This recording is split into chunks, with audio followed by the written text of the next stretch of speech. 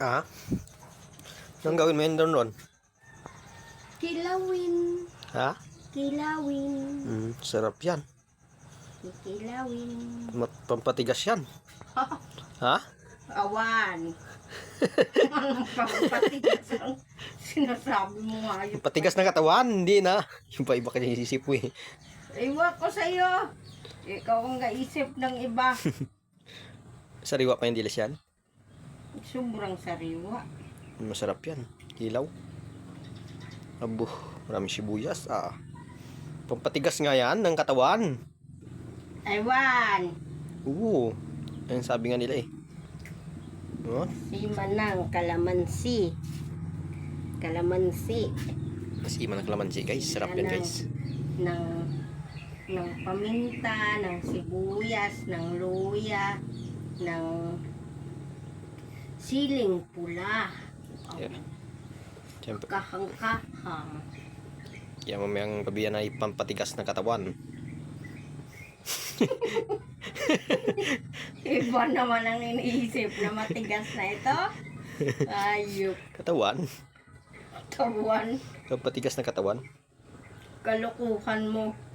Totoo naman yan sinasabi ko eh. Hindi man yan biro eh. Pampatigas ng katawan.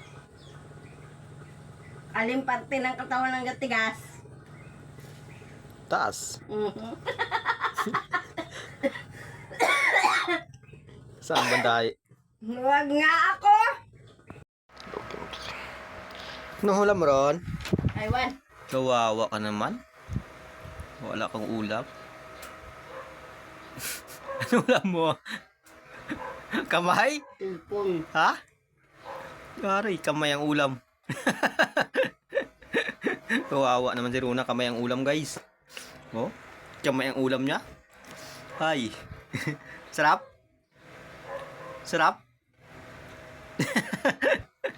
Kinakagat niya kamay niya guys. Walang ulam eh. Kita mo yan guys? Walang ulam, kinakagat ang kamay.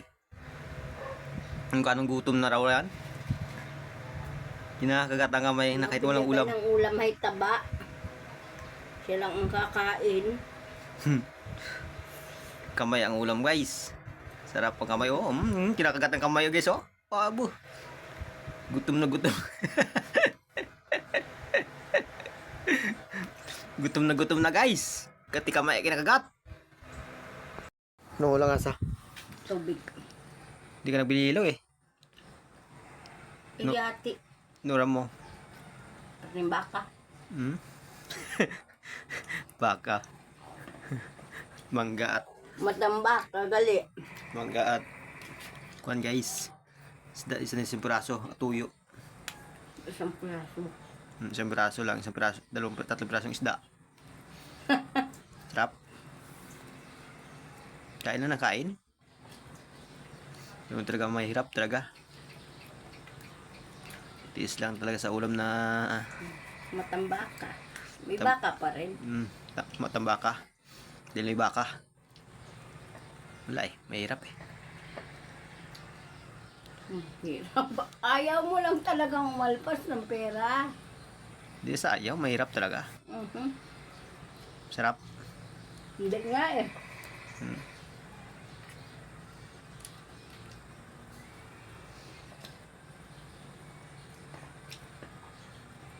Wow, sarap.